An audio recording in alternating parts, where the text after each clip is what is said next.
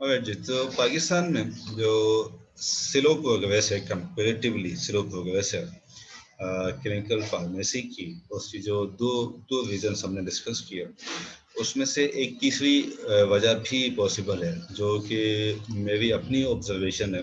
इससे कोई completely disagree भी कर सकता है। ऑब्वियसली ये कोई डेटाबेस चूंकि नहीं है, ना कि पब्लिश हुई भी है। तो तीसरा रीज़न मुझे ऐसा लगता है कि पाकिस्तान की मार्केट में, पर्टिकुलरली जो हेल्थ केयर मार्केट है, हेल्थ केयर, नॉट इंडस्ट्रीज और not the other markets regulatory वगैरह, जो हेल्थ केयर की जो मार्केट है, उस मार्केट में फार्मासिस्ट की एक्सेप्टेंस होने में बहुत ज़्यादा रेजिस्टेंस जो है वो फार्मासिस्ट को देखना पड़ा है। उसकी क्या वजह है? आपके ख्याल में क्या वजह हो सकती है रेजिस्टेंस की?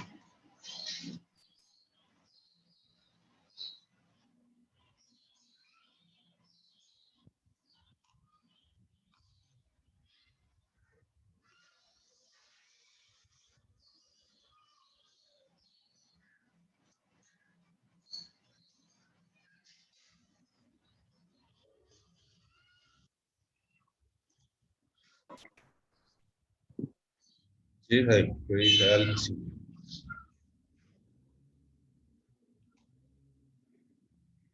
जी वाविशा शिव बताइए। सर मे बी रेजिस्टेंस का इशू इस वजह से हो कि हमारे पास जो प्रॉपर फार्मासिस्ट हैं उनके ऊपर इसलिए डिपेंड नहीं कर पा रहे हूँ डॉक्टर्स, क्योंकि जो उनकी पर्सनल एजुकेशन है वो लैक कर रही हो कहीं ना कहीं किसी जगह। मतलब प्रॉपर डिग्री लेके भी बच्चे जा रहे होते हैं तो वो प्रैक्टिकली उस चीज़ को इतना इम्प्लीमेंट नहीं कर रहे होते जिसकी वजह से उनको प्रॉपर वो तमाम तरह चीज़ें आ जाए। मतलब हमें जो पढ़ाया जा रहा होता है वो हमें मतलब प्रॉपर पढ़ाया जा रहा होता है, लेकिन हमें उसके रिलेटेड ब्रांड नेम्स नहीं पता होते तब तक जब तक हम ये फील्ड कंप्लीट करके किसी जगह प्रॉपर जॉब ना कर लें तब तक। तो मे बी इसलिए क्योंकि वो लैक कर रहे हैं कहीं ना कहीं अपनी एग्जामिनेशन पॉइंट ऑफ व्यू से, या फिर ये कह लें कि इम्प्लीमेंट नहीं कर पा रहे प्रैक्टिकल लाइफ में। राइट, ओके, ठीक है। और कोई इनपुट देना चाहेगा इस बारे में?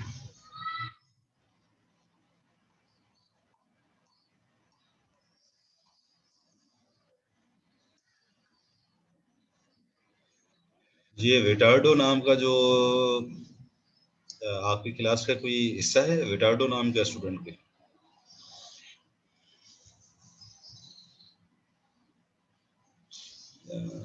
सर, विटार्डो साहब, मैं आपको रिमूव करने लगा हूँ। आप साहब हैं, साहिबा हैं, यू आर गेटिंग रिमूव्ड।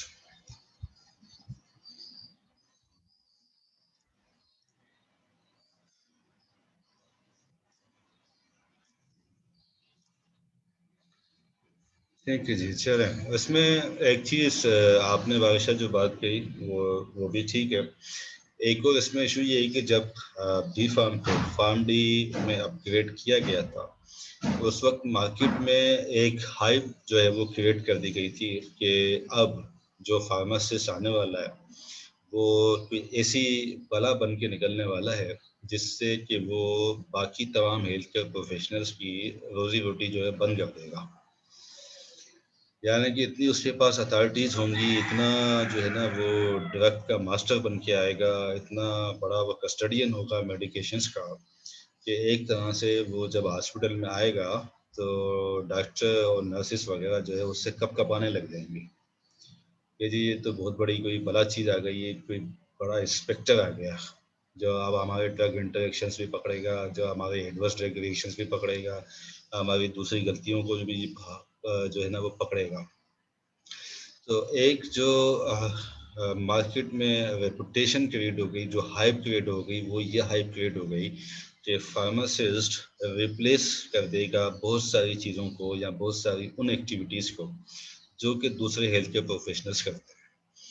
इसकी वजह से एक एक किस्म का रेजिस्टेंस जो है वो मार्केट में आ गया कि हेल्थ केयर प्रोफेशनल्स जिनका कि होल्ड है हेल्थ केयर मार्केट में, वो फार्मासिस्ट को प्रॉपर प्लेस देने के लिए रेजिस्ट करने लगे।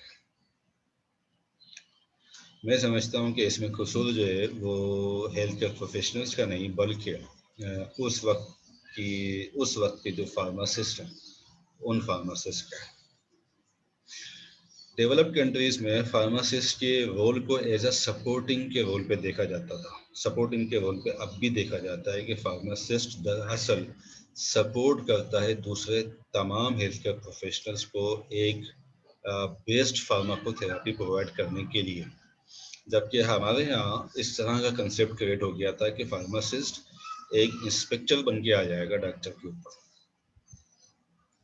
फिजिशियंस के ऊपर फार्मासिस्ट इंस्पेक्टर बन जाएगा।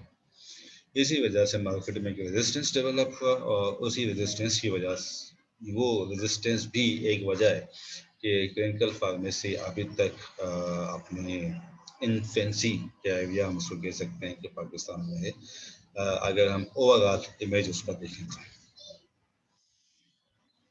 ठीक है जी, तो last time I am not sure कि इसी क्लास में से किसी ने सवाल किया था पाकिस्तान में क्लिनिकल फार्मेसी के स्कोप का, एंड आई होप कि उसका आंसर क्लियर हो गया होगा अगर वो इसी सेशन से किया गया था। जी आगे चलते हैं।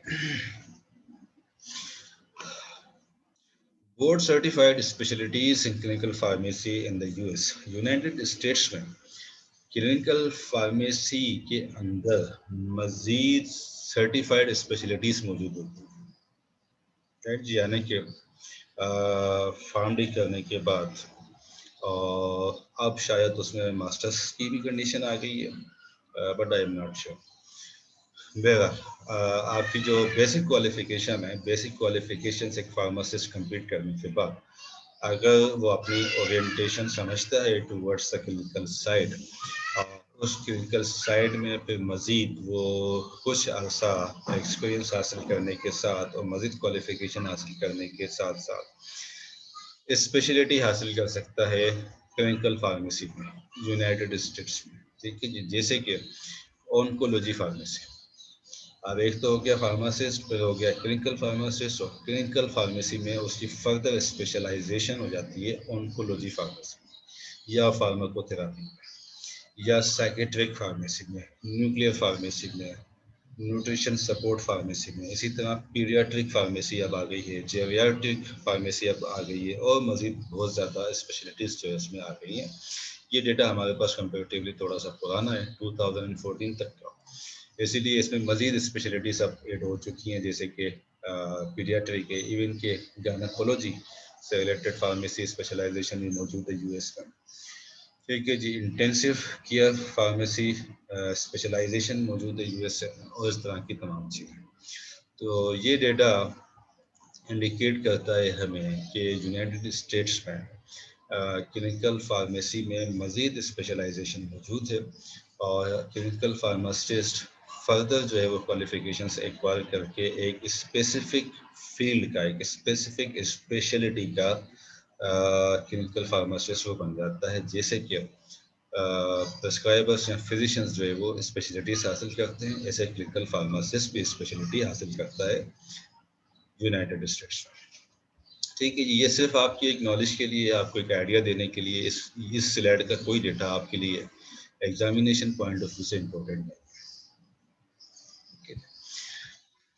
आप में से अगर कोई कभी बाहर जाता है, पर्टिकुलरली यूनाइटेड स्टेट्स में, और वहाँ जाके क्लिनिकल साइड की प्रैक्टिस करना चाहता है, तो स्पेशलाइजेशन के लिए ये तमाम एग्जामिनेशन में से कोई एक एग्ज़ाम उस फार्मासिस्ट को देना पड़ता है। एक जनरल एग्ज़ाम फार्मासिस्ट को तो देना ही पड़ेगा, जो यहाँ से जाएगा यूएस, वो जनरल एग्ज़ाम तो देगा वहाँ की इक्वलेंसी हासिल करने के लिए। इसके अलावा जो स्पेशलाइजेशन वो करना चाहे उसमें स्पेशलाइजेशन भी हासिल करके और अपनी प्रैक्टिस कर सकते हैं।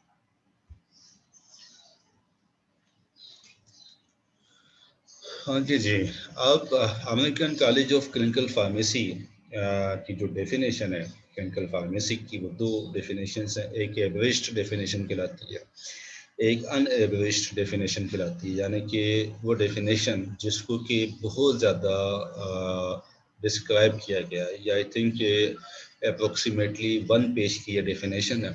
अगर मैं आपको इसकी फाइल प्रोवाइड करूँगा तो आप उसमें मज़ीद अनएवरेज्ड डेफिनेशन इसकी देख सकते हैं। एवरेज का मतलब एक प्रिसाइज जो डेफिनेशन है, क्लिनिकल फार्मेसी की हो। Now, clinical pharmacy is defined as trade area of pharmacy concerned with the science and practice of rational medication use. Rational medication use, rational से हमारा क्या मतलब है जी? यकीनन आपने अब तक बहुत मरतबा ये वर्ड मेडिकेशन यूज के हवाले से देख लिया होगा। सुम्बुलनास, सुम्बुलनास रेशनल मेडिकेशन यूज से क्या मतलब है?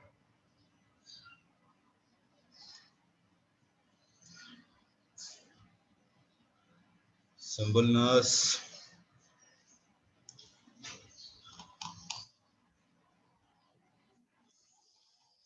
सुम्बुलनास यस हमारा। सर। जी बेटा बताइए।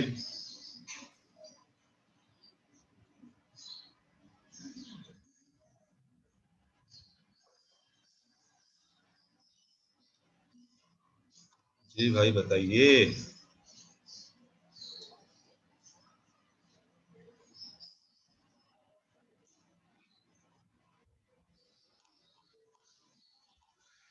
नहीं कोई और बता दे। लैला बुखारी,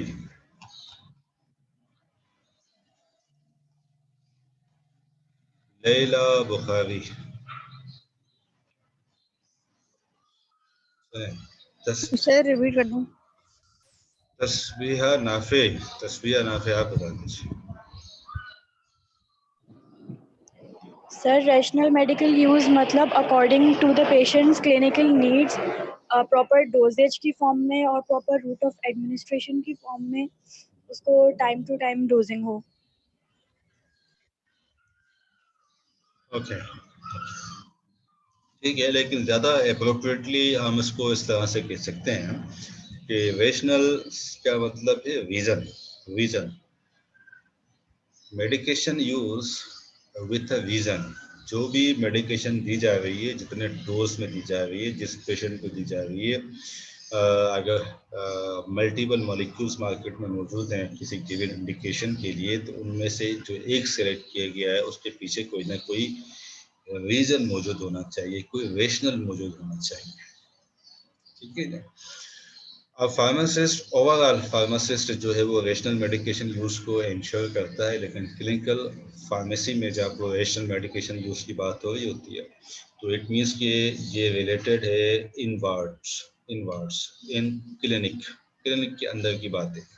ठीक है, क्लिनिक के अंदर फार्मेसी का वो एरिया या वो साइंस और वो प्रैक्टिस जिसमें कि रेशनल मेडिकेशन यूज़ जो है वो इंश्योर किया जाएगा। रेशनल से भी मीन कि जो भी हमारा डिसीजन होगा एज अ फार्मासिस्ट, उसके बिहाइंड, उस डिसीजन के पीछे एक वजह होनी चाहिए, एक रीज़न होना चाहिए। यानी कि किसी भी तरह की कोई अंधेर नगरी नहीं हो कि जी चाहा तो 10 मेडिकेशंस लिख दी, जी चाहा तो एक भी ना लिखी।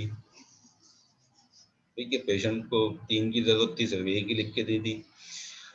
जो भी डिसीजन है, जो भी ओवरऑल प्रैक्टिस है, उसके पीछे, हर डिसीजन के पीछे एक साइंटिफिक रीज़न जो है वो मौजूद होना चाहिए। That is rational communication.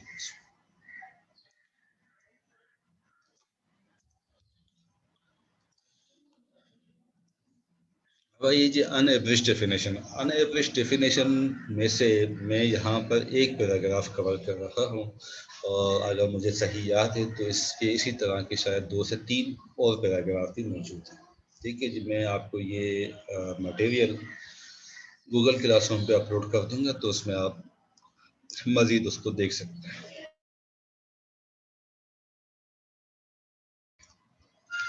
ये पैराग्राफ मैंने इसलिए लिया है कि इसी में से कुछ चीज़ों को लेकर फिर हम मज़ीद इस इंट्रोडक्शन के सेशन में उनको डिस्कस कर रहे होंगे। ठीक है जी, तो इसको रीड आउट करें और इस पे कोई एक स्टूडेंट जो है उसको एक्सप्लेन करने की कोशिश करें, देन हम इसको, मैं एक्सप्लेन करके हम आगे बढ़ेंगे।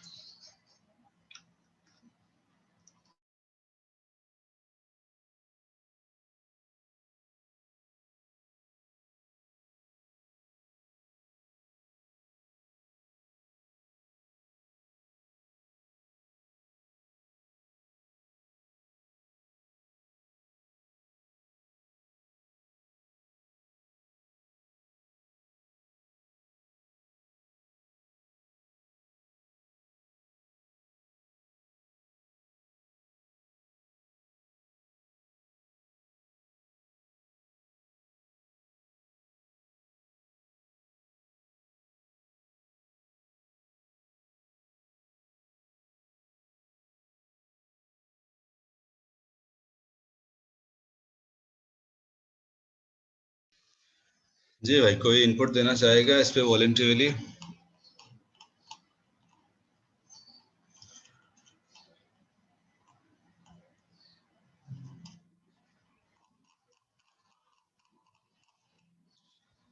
जी बारिशा, बताइएगा। सर इसमें इन्होंने ये डिफाइन किया हुआ है कि जो क्लिनिकल फार्मेसी है उसमें फार्मासिस्ट को चाहिए कि वो पेशेंट केयर में अपना रोल अदा करे। उसके अलावा ये कि जो भी थेरेपी जो हम पेशेंट को दे रहे हैं उससे ये इंश्योर करे कि उसकी जो हेल्थ है और उसके अलावा जो भी उसकी सिम्टम्स है उनको क्योर कर सके। उसके अलावा जो भी हम प्रिस्क्रिप्शन दें या फिर कोई भी चीज़ जो उसको प्रिस्क्राइब करें वो अकॉर्डिंग टू द मतलब स्पेशलाइज्ड थेरेप्यूटिक का नॉलेज, मतलब कि जो हमारी प्रॉपर थेरेप्यूटिक वैल्यूज हैं उस ड्रग को लेके उसके अकॉर्डिंग प्रिस्क्राइब की गई हो। और उसके अलावा जैसे जैसे हमारी एडवांसमेंट आती जाए उस मेडिसिन को लेके या फिर डिफरेंट मेडिसिन को लेके, तो हम उसको भी इम्प्लीमेंट करते रहें अपने पेशेंट्स के लिए। Alright, thank you. तो clinical pharmacy is a health science discipline. Clinical pharmacy health science discipline से रिलेटेड है। This is not an industrial side नहीं है, कोई मैन्युफैक्चरिंग साइड नहीं है, राइट जी। क्लिनिकल फार्मेसी में एक फार्मासिस्ट को आल दो कि उसके पास चूंकि बेसिक डिग्री होती है फार्मडी की, उसकी वजह से industrial, regulatory, quality assurance, analysis वगैरह, तकरीबन मार्केटिंग भी और भी बहुत सारी चीज़ों की नॉलेज उसके पास होती है। लेकिन जब वो क्लिनिकल फार्मेसी की फील्ड को चूज करता है एज हिज और हर प्रोफेशन, तो इट मीन्स कि वो अब प्योरली हेल्थ साइंस की तरफ चला गया है। उसने अपना प्रोफेशन जो है अब हेल्थ साइंस से रिलेटेड बना दिया। ठीक है। Alright, so clinical pharmacy is a health science discipline in which pharmacists provide patient care. Patient care itself एक terminology है clinical pharmacy की। It means कि एक पेशेंट जो हेल्थ केयर सिस्टम से बेनिफिट उठाता है, जितने कंपोनेंट से, जितने जो पिलियर्स है उस हेल्थ केयर सिस्टम से, उस हेल्थ केयर सिस्टम का एक पिलियर फार्मासिस्ट भी बन जाता है, राइट। क्योंकि clinical pharmacy health and discipline का हिस्सा है। क्लिनिकल फार्मासिस्ट उस हेल्थ केयर प्रोफेशनल टीम का हिस्सा बनता है और उस हिस्सा बनने की वजह से पेशेंट केयर में इन्वॉल्व होता है, राइट। पेशेंट केयर से हमारा मतलब ये कि पेशेंट की जो सिम्टम्स हैं उसको रिड्यूस किया जा सके, उसकी क्वालिटी ऑफ लाइफ को इम्प्रूव किया जा सके, उसकी जो कंप्लेंट्स हैं हेल्थ से रिलेटेड उनको आंसर किया जा सके। अच्छा जी। So, clinical pharmacy is a health and discipline in which pharmacists provide patient care. ये पेशेंट केयर किस तरह की पेशेंट केयर? अब patient care that optimizes medication therapy. जो मेडिकेशन थेरापी है, इसके जो बेनिफिट्स हैं, इसके जो आउटकम्स हैं, इसको जिन इंटेंशंस के साथ दिया जा रहा है, जो रिजल्ट्स किसी मेडिकेशन थेरापी से हम एक्सपेक्ट कर सकते हैं, वो बेस्ट हासिल किए जा सकते हैं, बेहतरीन हासिल किए जा सकते हैं, मैक्सिमम बेनिफिट लेवल पे चीजें जा सकती हैं।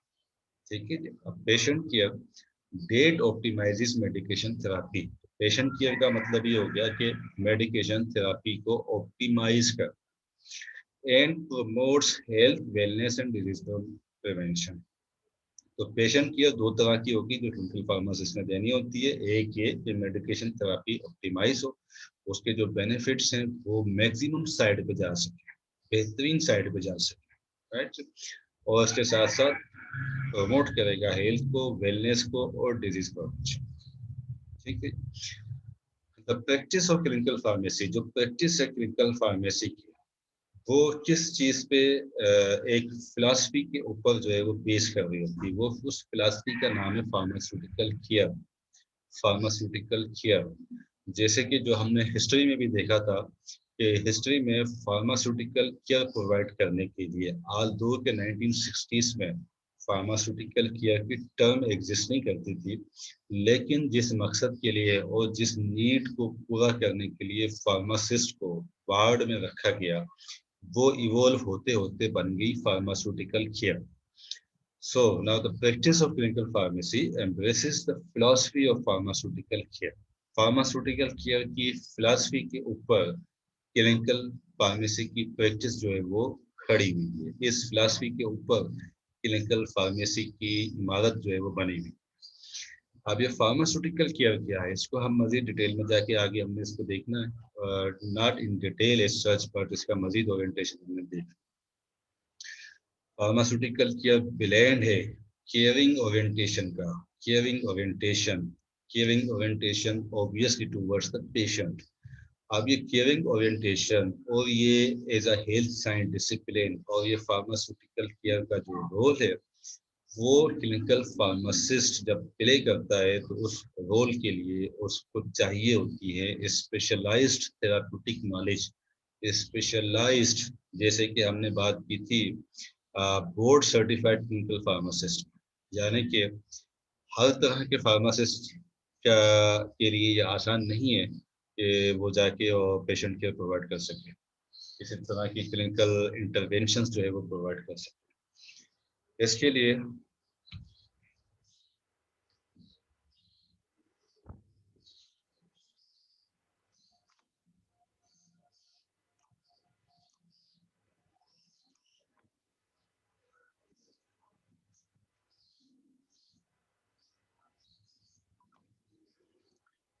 आप लोगों को मेरी आवाज आ रही है? Yes sir. यस सर, आवाज आ रही है लेकिन स्क्रीन शो नहीं हो रही। Okay, yes sir. मुझे एक्चुअली ऐसा लगा कि जैसे मेरी लाइट चली गई और मुझे ये सर ठीक।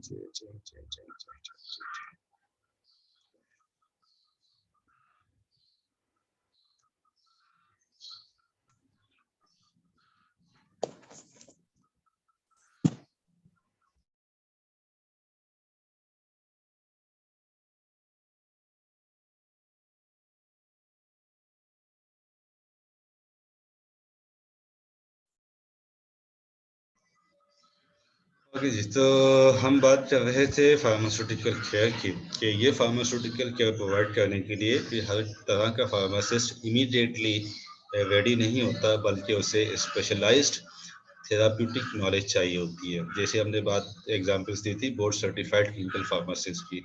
साइकेट्री की प्रैक्टिस के लिए psychiatry pharmacy point of view से प्रिपरेशन कराई जाती है, पीडियाट्रिक फार्मासिस्ट बनाया जाता है, जेरियाट्रिक फार्मासिस्ट बनाया जाता है, intensive care unit specialized pharmacist बनाया जाता है, इमरजेंसी डिपार्टमेंट स्पेशलाइज्ड फार्मासिस्ट बनाया जाता है। जहाँ पे वो मतलब है हमारा थेराप्यूटिक नॉलेज, यानी कि जो मेडिकेशंस रिलेटेड और डिजीज की जो थेरापी है वो उसमें स्पेशलाइजेशन, वो स्पेशलाइज्ड नॉलेज चाहिए होती है। इसके साथ साथ एक्सपीरियंस चाहिए होता है। ऑब्वियसली जो डेवलप कंट्रीज में फार्मासिस्ट जब सर्टिफिकेशन हासिल करता है तो एक सीनियर सर्टिफाइड फार्मासिस्ट के निगरानी में पहले काम करता है, जब तक कि वो एक्सपीरियंस इतना हासिल ना कर ले कि खुद से डिसीजन मेकिंग की अथॉरिटी जो है वो उसको मिल जाए। ठीक है जी, and then judgment for the purpose of ensuring optimal patient outcomes. Judgment day to day different cases, different scenarios, different situations जो क्रिएट हो रही होती हैं उन सिनेरियोज में क्लिनिकल फार्मासिस्ट को जजमेंट करने की, एक बेहतर डिसीजन लेने की कैपेसिटी उसके अंदर मौजूद होनी चाहिए। जब ये तीन चीज़ें होंगी फार्मास्यूटिकल केयर देने के लिए तो पेशेंट को मिलेगी ऑप्टिमल आउटकम्स। ऑप्टिमल आउटकम्स, ये ऑप्टिमल आउटकम्स भी हम आगे जाके देखेंगे। मेडिकेशन थेरापी ऑब्वियसली किसी न किसी रीजन की वजह से दी जा रही है, राइट जी, उससे किसी न किसी तरह की आउटकम्स एक्सपेक्टेड है। वो आउटकम्स जो है वो रफली आउटकम्स नहीं होनी चाहिए, बल्कि ऑप्टिमल पेशेंट आउटकम्स में से निकल के आनी चाहिए। Right, so now as a discipline, clinical pharmacy also has an obligation to contribute to the generation of new knowledge that advances health and quality of life. यानी कि अब सिर्फ ऐसा नहीं है कि हेल्थ साइंस में, क्लिनिकल साइंसेस में, लेबोरेटरी साइंसेस में, थेराप्यूटिक साइंसेस में जो नॉलेज निकल के आ रही है सिर्फ वो नॉलेज फार्मासिस्ट ने पढ़नी है, और उसको जो है वो याद करके बैठ जाना है, ऐसा नहीं है। बल्कि क्लिनिकल फार्मासिस्ट के ऊपर ये ऑब्लिगेशन भी है कि वो इस तरह की नॉलेज को जनरेट करने में, क्रिएट करने में अपनी रिस्पॉन्सिबिलिटीज प्ले करे, यानी कि रिसर्च में हिस्सा ले।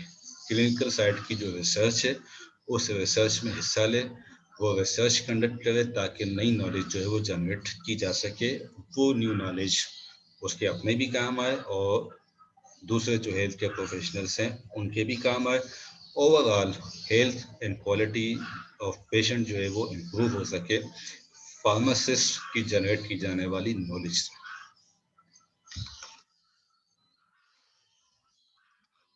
ठीक है। तो अब हम जब फार्मास्यूटिकल केयर को अगर अब हम डिफाइन करना चाहें तो हम ये कह सकते हैं कि pharmaceutical care is the direct responsible provision of medication related care for the purpose of achieving definite outcomes that improve a patient's quality of life. Definite outcome से हमारा मतलब ये होता है कि वो आउटकम जिसको प्रूफ किया जा सके, जो कि डेफिनेटली एग्जिस्ट करती है। सिर्फ हमारे ख्यालात में, हमारी ऑब्जर्वेशन में या हमारी फीलिंग्स के हिसाब से वो ठीक, सिर्फ उसका अच्छा होना बेहतर नहीं है। यानी कि लेट से कि अगर किसी का या मेरा ब्लड प्रेशर अगर हाई हो, मुझे ब्लड प्रेशर लो करने के लिए एक मेडिकेशन खानी है, राइट। तो अब वो मेडिकेशन मैंने खाई, उसका आउटकम क्या होगा? एक तो ये कि मैं कहूँ कि हाँ जी मेरा बीपी बिल्कुल ठीक हो गया, ये तो बड़ी अच्छी दवाई थी, बहुत अच्छा फायदा हो गया, बहुत अच्छी ट्रीटमेंट मुझे मिल गई। डेफिनेट आउटकम इसका ये है कि अगर मेरा ब्लड प्रेशर 160 बाय 140 था, 160 बाय 130 था, तो मेडिकेशन थेरापी लेने के बाद अब वो in terms of number blood pressure कितना मौजूद है। एंड डेफिनेट आउटकम्स जिनको कि हम सिर्फ फीलिंग्स या ऑब्जर्वेशन या परसेप्शन से हट के जो है वो डिफाइन किया जा सकेगा आउटकम्स को, उस तरह की आउटकम्स देने के लिए। ठीक है जी, तो दोबारा देखते हैं। Pharmaceutical care is the direct, यानी कि फार्मासिस्ट जो कि डायरेक्टली पेशेंट को प्रोवाइड करता है। अगर कोई प्रेस्क्राइबर पूछे कि यूरिक एसिड लेवल कम करने के लिए एक 70 प्लस ईयर्स ओल्डर पेशेंट के लिए एक बेस्ट चॉइस मेडिकेशन की क्या है, वो जब आप बताते हैं वो आप प्रेस्क्राइबर को बता रहे होते हैं। वो सर्विसेज, वो प्रोविजन, वो केयर जो कि पेशेंट को डायरेक्टली दी जा रही हो, आल्दो के जो इन्फॉर्मेशन हम एज अ फार्मासिस्ट प्रेस्क्राइबर को प्रोवाइड करेंगे वो भी अल्टीमेटली जाके इम्पेक्ट करेगी पेशेंट को। And so pharmaceutical care is the direct responsible provision. Provide करनी है, क्या प्रोवाइड करना है? मेडिकेशन रिलेटेड केयर, मेडिकेशन से related care for the purpose of achieving definite outcomes, वो आउटकम्स जो इम्प्रूव करती है पेशेंट्स क्वालिटी ऑफ लाइफ। ठीक जी, तो हमने क्लिनिकल फार्मेसी देखी है। आज हमने क्लिनिकल फार्मेसी की दो डेफिनेशंस हमने समझने की कोशिश की है, और उसी डेफिनेशन में से हमारे पास एक चीज़ निकली थी फार्मास्यूटिकल केयर। ठीक है जी, जिसकी हमने डेफिनेशन देखी है। तो अब अगर हम इस डेफिनेशन को, ये जो डेफिनेशन हमने यहाँ पे समझी है फार्मास्यूटिकल केयर की, इसमें अगर हम देखें कि कितने कंपोनेंट्स एग्जिस्ट करते हैं, तो ये मेडिकेशन रिलेटेड केयर है, मेडिकेशन रिलेटेड है, और एक तरह की केयर है कि फार्मासिस्ट पेशेंट की वेलबींग चाहता है, उसकी जो थेराप्यूटिक रिजीम से चल रही है, उसका जो थेरापी का सारा प्रोसीजर चल रहा है, उस प्रोसीजर में फार्मासिस्ट पेशेंट के लिए बेहतरी चाहता है, इम्प्रूवमेंट चाहता है। ठीक है जी, तो केयर है, मेडिकेशन रिलेटेड है, मेडिकेशन रिलेटेड यानी कि कोई ऑब्वियसली कोई पर्सनल रिलेशनशिप नहीं है पेशेंट से, बल्कि मेडिकेशन रिलेटेड केयर प्रोवाइड करते हैं, और पेशेंट को डायरेक्टली प्रोवाइड करना, इस तरह से प्रोवाइड करना कि उसमें से डेफिनेट आउटकम्स निकले। Definite outcomes quality of life patient को इम्प्रूव करे, और फार्मास्यूटिकल केयर रिस्पॉन्सिबिलिटी है क्लिनिकल फार्मासिस्ट की। ठीक है जी। अब इसको मैंने इसको इस तरह से पॉइंट बना के मैंने दोबारा इसलिए लिखा है कि इसमें से कुछ मज़ीद चीज़ें हमने आगे पढ़नी है, समझ ली है, मज़ीद ये टर्म्स जो है इनको मज़ीद समझना है।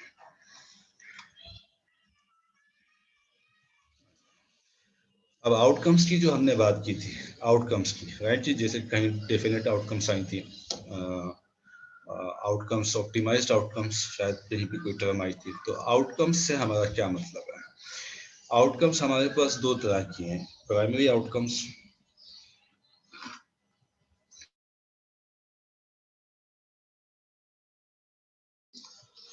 And secondary outcomes. जी मेरा लैपटॉप,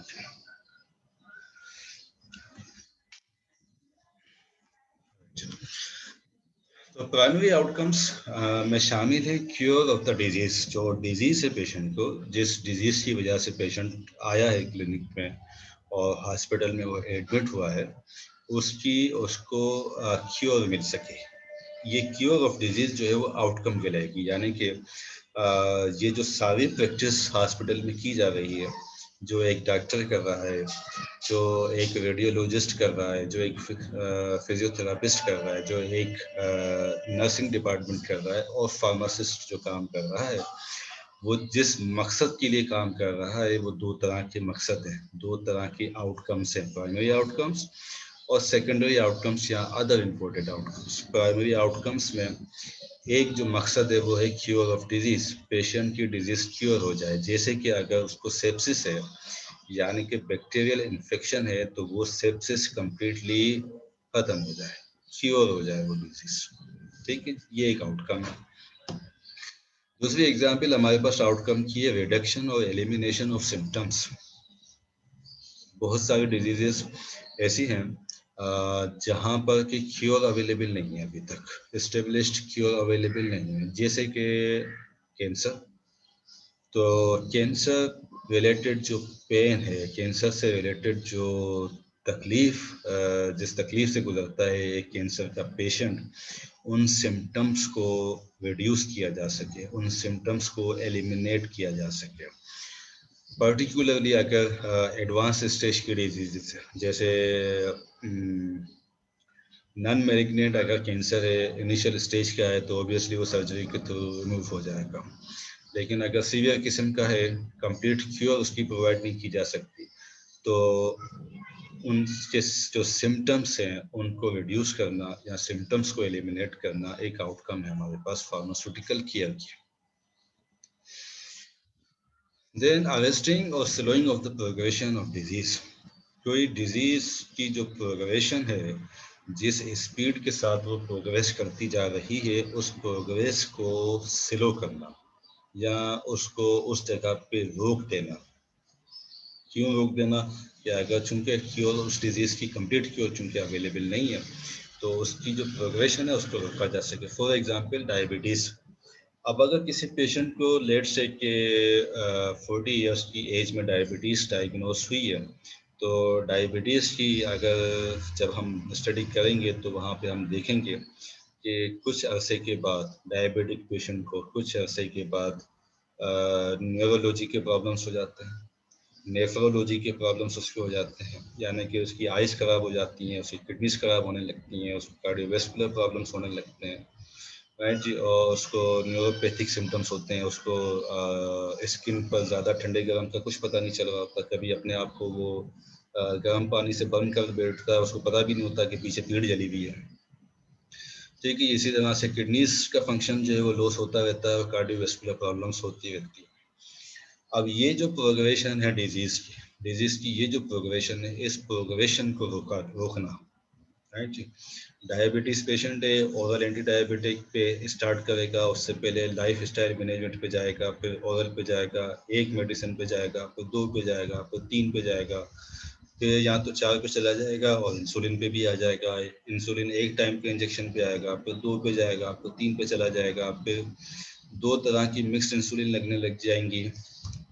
उसके बाद फिर जो है उसको दूसरी जो कॉम्प्लिकेशन साथ साथ होती रहेंगी, उनके लिए मेडिकेशंस चाहिएंगी। तो इन चीज़ों को, ये जो प्रोग्रेस है उस पेशेंट की, उसको स्लो करना, राइट, यानी कि हम ये कह सकते हैं कि अगर 40 इयर्स में किसी पेशेंट को डायबिटीज़ जो है वो डायग्नोस हुई है, तो फार्मास्यूटिकल केयर का टारगेट ये होगा कि इसको कम से कम 20 साल तक किसी भी तरह की और प्रॉब्लम ना हो, या इससे भी और ज़्यादा अर्सा तक।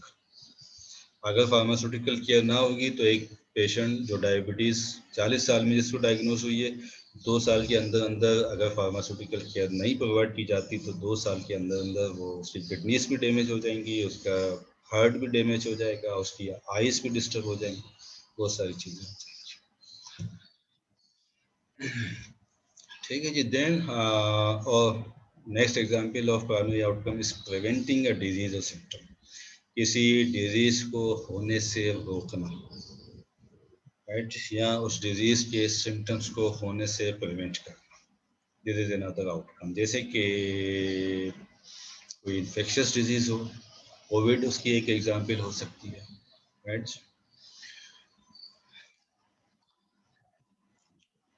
सेकेंडरी आउटकम्स या दूसरे इंपॉर्टेंट आउटकम्स क्या हो सकती हैं फार्मास्यूटिकल केयर की? जो एग्जिस्टिंग डिजीज स्टेट है पेशेंट की, वो किसी और वजह से कॉम्प्लिकेट ना हो जाए, किसी और वजह से मज़ीद बिगड़ ना जाए, ये एक आउटकम है। जैसे कि हमने डायबिटीज़ की बात की, वो यहाँ पे भी लागू हो सकती है, इसी तरह की चीज़ें। ठीक है जी। यानी कि एक पेशेंट को ये समझ लीजिए कि अगर डायबिटीज़ का ही है, अब अगर उसको कोई और प्रॉब्लम हो जाती है, कोई और डिजीज़ हो जाती है, तो उसमें एक डिजीज़, एक मेडिकेशन, एक कोई भी गिवन कंडीशन किसी दूसरी चीज़ को डिस्टर्ब ना करे, उसको मज़ीद ना बिगाड़े, उसको मज़ीद कॉम्प्लिकेट ना करे। ये आउटकम है फार्मास्यूटिकल केयर का। ट्रीटमेंट के एडवर्स इफेक्ट्स को मैक्सिमम साइड तक अवॉइड करना या ज़्यादा से ज़्यादा उसको कम करना, ये एक आउटकम है, इम्पोर्टेंट आउटकम। अच्छा जी, तो टाइम हमारे पास है ना 10:04, हमारे 2 मिनट है, 45, 9:45, 60 मिनट्स 40। ओके, टाइम हमारे पास 10 से 15 मिनट और है, तो नेक्स्ट सेशन आप ज्वाइन कर देंगे ताकि 1 से 2 स्लाइड हम और कंप्लीट कर लें।